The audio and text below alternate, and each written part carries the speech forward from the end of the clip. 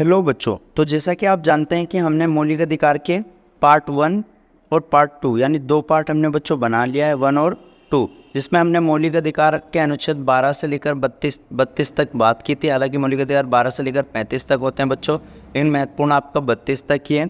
उसके बाद बच्चों आज हम करेंगे, आज तीसरा पार्ट करेंगे इसका। इस तीसरे पार्ट में बच्चों आपको बहुत महत्वपूर्ण चीज़ें जानने को मिलेंगी।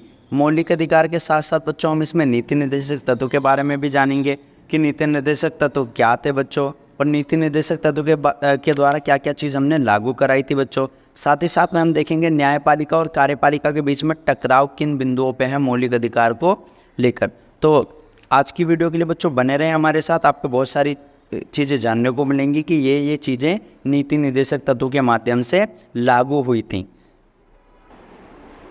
तो जैसा कि आप जानते हैं बच्चों कि हमारे अधिकारों की रक्षा के लिए कई सारे अधिकार दिए गए हैं, लेकिन साथ ही में बच्चों कि अधिकारों की रक्षा के लिए कई सारी संरचनाएं भी बने हैं, यानी और भी कई सारे हमारे वहाँ पे संगठन बने हैं जिनका कार्य है बच्चों व्यक्तिगत अधिकारों की रक्षा करना। जैसे बच्चों एक है राष्ट्रीय अल्पसंख्यक आयोग, यानी अल्पसंख्यक किसे कहते हैं बच्चों, जो संख्या में कम होते हैं। तो अल्पसंख्यकों के अधिकारों की रक्षा के लिए कौन जिम्मेवार है बच्चों, राष्ट्रीय अल्पसंख्यक आयोग।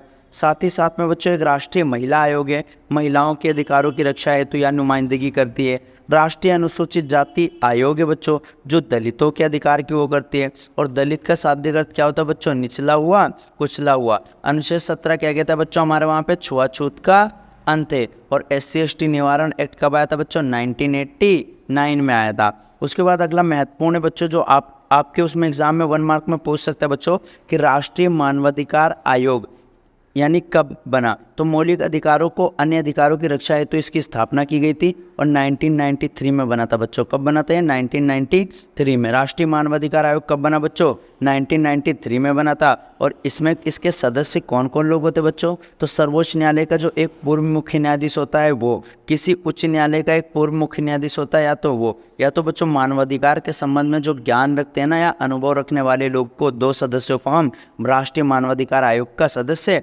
बना देते हैं बच्चों। अब इसका कार्य कैसे होता है, क्या बच्चों ये स्वयं कार्य करता है, स्वयं कानूनी कार्रवाई करता है, या ये किसी पे निर्भर होता है बच्चों। तो मानवाधिकार, इसका कार्य क्या बच्चों, मानवाधिकार के उल्लंघन की शिकायत की जांच करना बच्चों, और मानवाधिकार के क्षेत्र में कई सारे शोध करना। और आयोग जो है बच्चों वो स्वयं मुकदमा सुनने का अधिकार, इसके पास स्वयं मुकदमा सुनने का अधिकार नहीं है। ये क्या करती है बच्चों, सरकार से या न्यायालय से अपनी जांच के आधार पर, यानी जांच तो ये खुद करती है, मुकदमा चलाने की सिफारिश करती है बच्चों। तो मानवाधिकार जो है उसके पास कोई अधिकार नहीं है कि खुद से वो क्या करे, मुकदमा चलाए, बल्कि ये क्या करते हैं, सरकार का या न्यायालय का सहारा लेती है बच्चों। जांच पड़ताल तो खुद करती है बच्चों, उल्लंघन की शिकायत की जांच भी करती है मानवाधिकार क्षेत्र में।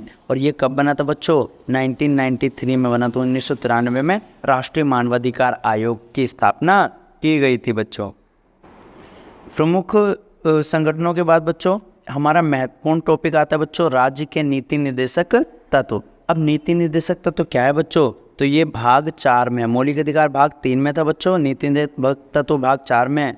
मौलिक अधिकार 12 से 35 तक था, ये 36 से लेकर बच्चों अनुच्छेद 51 तक का है। और मौलिक अधिकार अमेरिका से लिया गया था, नीति निर्देशक तत्व बच्चों आयरलैंड से लिया गया है। मौलिक अधिकार वाद योग था, यानी न्यायालय जा सकते थे, नीति निर्देशक तत्व वाद योग नहीं है बच्चों। तो भाग 4 में अनुच्छेद 36 से 51 तक नीति निर्देशक तत्व है। नीति निर्देशक तत्व किसे कहते हैं बच्चों, तो स्वतंत्र भारत के सामने अनेक चुनौतियां थी और सभी नागरिकों को समानता लाना और सबका कल्याण करना सबसे बड़ी प्रमुख चुनौती थी। परंतु बच्चों उस समय हमारे पास उतना पर्याप्त संसाधन नहीं था कि समाज के सभी वर्गों का भला हम कर सकें। तो हमने क्या दिया बच्चों, नीति निर्देशक तत्व दिया।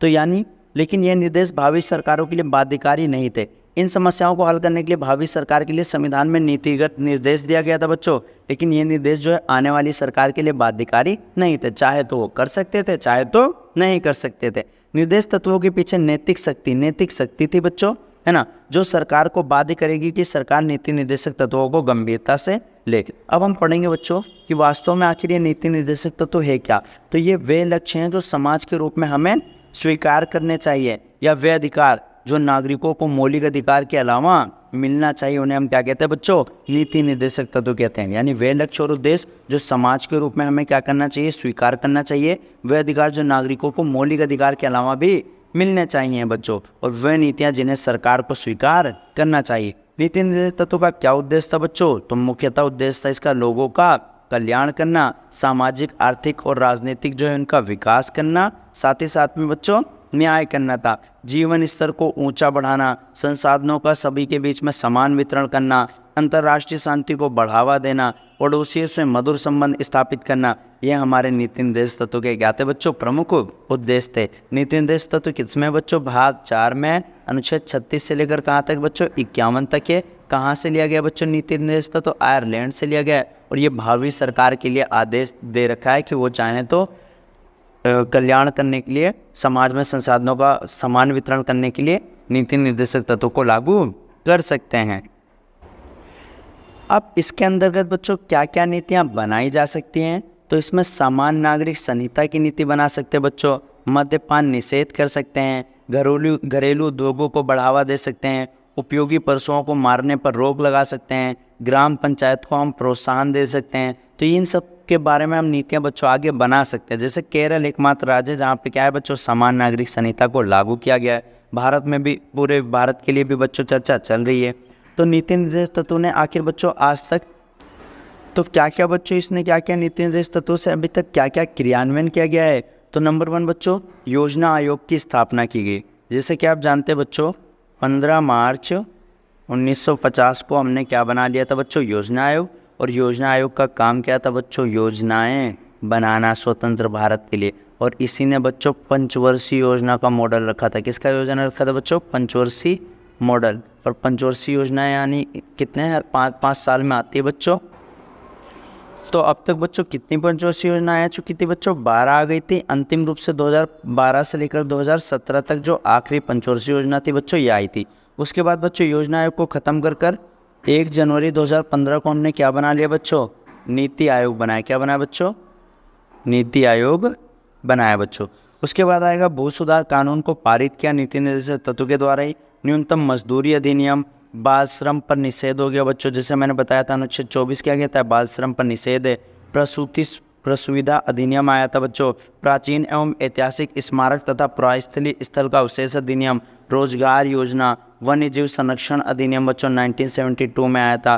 कृषि उपायों में सुधार हो गया। त्रिस्तरीय पंचायती राज व्यवस्था, 73वां संविधान संशोधन और 74वां संविधान संशोधन बच्चों। समान पारिश्रमिक अधिनियम। तो ये सब बच्चों नीति निर्देशक तत्वों के माध्यम से ही लागू किए गए थे। उसके बाद आता है बच्चों कि नीति निर्देशक तत्वों और मौलिक अधिकार में क्या संबंध है बच्चों? तो एक पहलू तो कहता है कि नीति निर्देशक तत्व और मौलिक अधिकार एक दूसरे के क्या हैं बच्चों? प्रोपोर्शनल यानी अपोजिट यानी पूरक हैं एक दूसरे के। तो मौलिक अधिकार द्वारा सरकार के कुछ कार्यों पर क्योंकि प्रतिबंध लगाया जाता है, वहीं नीति निर्देशक तत्व क्या करता है? सरकार को कुछ करने की प्रेरणा देता है ना। मौलिक अधिकार खासतौर से व्यक्ति के अधिकार को संरक्षित करता है, लेकिन जो नीति निर्देशक तत्व होता है ना वो पूरे समाज के हितों की बात करता है। यानी जो मौलिक अधिकार होता है वो व्यक्तिगत होता है, नीति निर्देशक तत्व क्या होता है? समाज के हित के लिए होता है ना। तो एक पहलू तो ये कहता है कि मौलिक अधिकार और नीति निर्देशक तत्व एक दूसरे के बिल्कुल विपरीत है बच्चों। दूसरा पहलू क्या है? कभी कभी नीति निर्देशक तत्वों को लागू करने के लिए के प्रयास में मौलिक अधिकारों से टकरा जाते हैं। यानी नीति निर्देश तत्वों को अगर हम लागू करना चाहें समाज के सभी वर्गों के हितों के लिए तो उससे व्यक्तिगत अहित यानी मौलिक अधिकार से टकरा जाते हैं बच्चों। उदाहरण के लिए क्या था बच्चों? जमींदारी का उन्मूलन, है ना। तो ये कानून जो है बच्चों संपत्ति के मौलिक अधिकार का हनन करता है। जहाँ हमारा एक मौलिक अधिकार था बच्चों 7वां, जो कि अब तो हट गया 44वां संविधान संशोधन से। कब हुआ था बच्चों? 1978 में, है ना। तो संपत्ति का अधिकार अब तो हट गया। पहले था बच्चों संपत्ति अर्जित रखने की स्वतंत्रता थी। तो जो सामाजिक आवश्यकताएं व्यक्तिगत, लेकिन हमने बच्चों क्या निर्णय लिया था? तो जो समाज की आवश्यकता है ना वो व्यक्तिगत हित से कहीं ऊपर होती हैं, इसलिए हमने संविधान में संशोधन कर दिया, जैसा कि बच्चों मैंने आपको बता दिया। क्योंकि जमींदार को संपत्ति का अधिकार था, परंतु प्रत्येक व्यक्ति को समान वितरण संसाधनों का भी जरूरी है, और जमींदार के संपत्ति के अधिकार से ज़्यादा जरूरी होता है संसाधनों का समान बंटवारा। इसलिए बच्चों व्यक्तिगत हित जो है समाज के हित से बढ़कर नहीं होते हैं। यानी इसमें हमने क्या कर दिया बच्चों? संशोधन कर दिया था। तो इस बात को लेकर बच्चों कार्यपालिका और न्यायपालिका पे भी बहुत टकराव हुआ है बच्चों। कार्यपालिका कहती है बच्चों कि नीति निर्देश तत्वों को लागू करने के लिए मौलिक अधिकार को हम प्रतिबंध कर लगाया जा सकता है, यानी उस पर प्रतिबंध लगाया जा सकता है, रोक लगाया जा सकता है।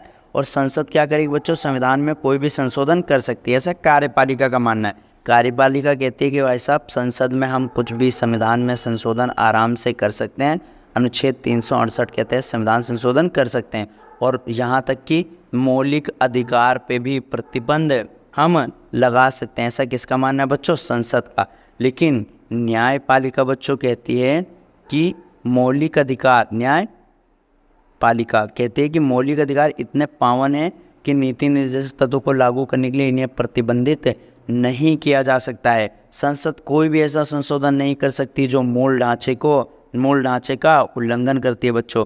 और ये मूल ढांचे का कॉन्सेप्ट आया था 1973 के केशवानंद भारती केस से। केशवानंद भारती केस बनाम केस जो आया था ना बनाम भारत राज्य बच्चों, तो वहीं से बच्चों संविधान के मूल ढांचे का कॉन्सेप्ट आया कि संसद जो है संविधान में संशोधन कर सकती है 368 के तहत, लेकिन मूल ढांचे में संशोधन नहीं कर सकती है बच्चों। और मूल ढांचा क्या होगा ये भी डिसाइड कौन करेगा बच्चों, न्यायपालिका करेगी। तो देखा बच्चों आपने आज क्या क्या पढ़ा कि अधिकारों की संरचना के लिए हमारे पास कई सारे आयोग हैं, और उन आयोगों का नाम भी देखा था बच्चों। क्या नाम था बच्चों, राष्ट्रीय मानवाधिकार आयोग था, जो कि 1993 में बना था बच्चों। अल्पसंख्यकों के लिए कई सारे आयोग बना रखे हैं बच्चों हमने, साथ साथ में महिलाओं के लिए भी हमने बना रखे हैं बच्चों। और समाज में जो है समान वितरण और कल्याण करने के लिए बच्चों हमने भविष्य के लिए नीति निर्देशक तत्वों को भी हमने हमारे संविधान में समाहित कर रखा है बच्चों। नीति निर्देशक तत्व कहाँ से कहाँ तक है बच्चों, 36 से लेकर 51 तक हैं।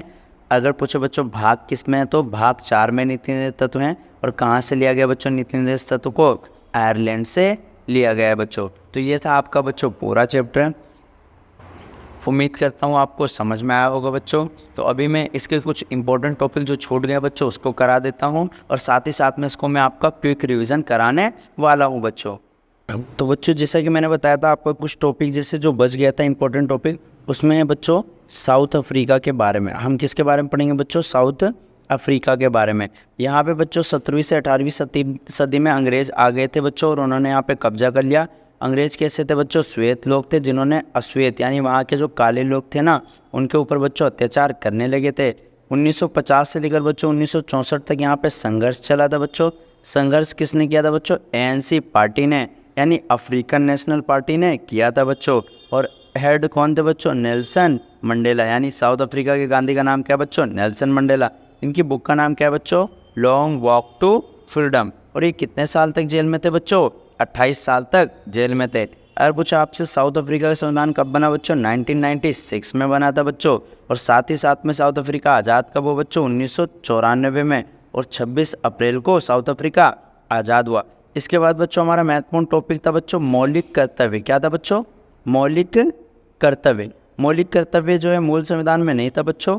42वां संविधान संशोधन जो कि 1976 में हुआ था बच्चों, इसमें जोड़ा गया था। और अनुच्छेद 51 काम है। मौलिक कर्तव्य किसे कहते हैं बच्चों, तो अधिकार के साथ साथ बच्चों हमारे कुछ कर्तव्य भी हैं, जैसे संविधान का पालन करना चाहिए बच्चों, राष्ट्रध्वज और राष्ट्रगान का सम्मान करना चाहिए, राष्ट्रीय आंदोलन को प्रेरित करने वाले जो आदर्श हैं ना उनको अपने दिल में संजोए रखना चाहिए और उनका आदर करना चाहिए बच्चों। भारत की जो संप्रभुता है, एकता और अखंडता की बच्चों रक्षा करना चाहिए। हमारे आपस में जो नागरिक है ना बच्चों, हिंदू मुस्लिम सिख ईसाई, उसमें भाईचारे को बढ़ावा देना चाहिए। तो ये हमारे कुछ बच्चों क्या हैं, मौलिक कर्तव्य हैं बच्चों।